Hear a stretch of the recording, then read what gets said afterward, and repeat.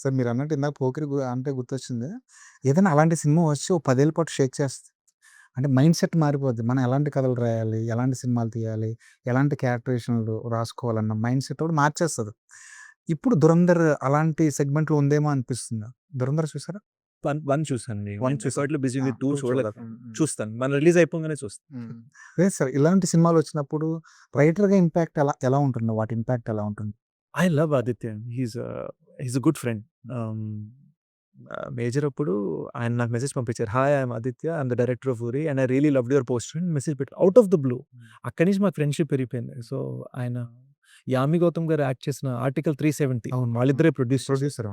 So, దాని ప్రీమియర్‌కెళ్ళాను. వాళ్ళ ఇంటికెళ్ళాను. So, it was lovely, lovely people. And నా మీటర్ ఒక లెట్ అవర్ వర్క్ టాక్. మనకు ఎక్కువ గాసిప్‌లు అవసరం లేదు ఆహా!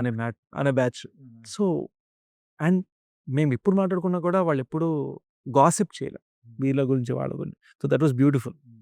సో, అండ్ నా 'ధురంధర్' సూపర్ క్రాఫ్ట్ అండి. Super craft. సో, నాకు బాగా నచ్చింది. సోషల్ మీడియా తీస్తే ఆ సినిమానే కనిపిస్తుందా? దాని గురించి మాట్లాడుకుంటున్నారు జనాలు. అంటే మూడ్ మారిపోయింది. ఆడిటోరియం మూడ్ మారిపోయిందనిపిస్తుందా మీకు? డిపెండ్స్ అండి. అంటే ఇప్పుడు ఫర్ ఎగ్జాంపుల్ నా దగ్గర 'కన్నుపెట్టరో' టీజర్ 6 మంత్స్ బ్యాక్ ఉంది. రైట్. నా దగ్గర మీరు 'కనిపెట్టరు' టీజర్‌లో ఏ షాట్స్ చూసినా అవన్నీ 6 మంత్స్ బ్యాక్ సినిమా బిగినింగ్‌లో షూట్ చేసిండ్రు. నాకు 6 మంత్స్ నుంచి ఉంది.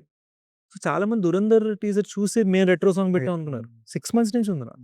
పర్మిషన్స్ ఇవన్నీ రావాలిగా. అవునవును. సో, టైం పట్టింది.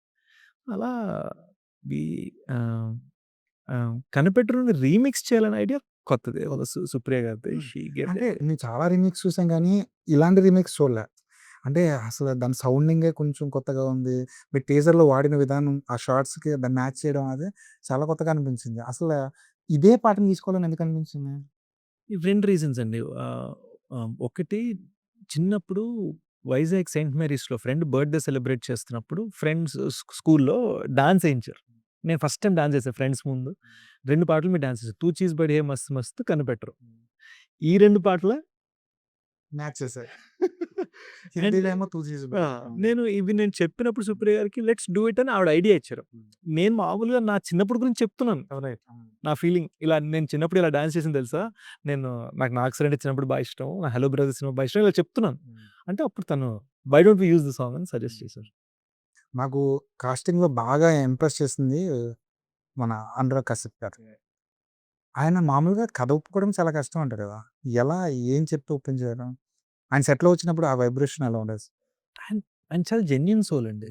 ఆహ్, నిర్మొహమాటంగా మాట్లాడతారు. మనం ఏ డిప్లొమాటిక్ కవచం లేకుండా మాట్లాడినప్పుడు, మనం అనే ప్రతి 4 మాట అవతలోడికి నచ్చదు కదా! అవును. దానివల్లనే చాలా కాంట్రోవర్సీ కూడా ఉంటుంది ఆయన మాటలు. బట్ దానికి రీజన్ ఏంటంటే హి ఈస్ వెరీ జెన్యూన్.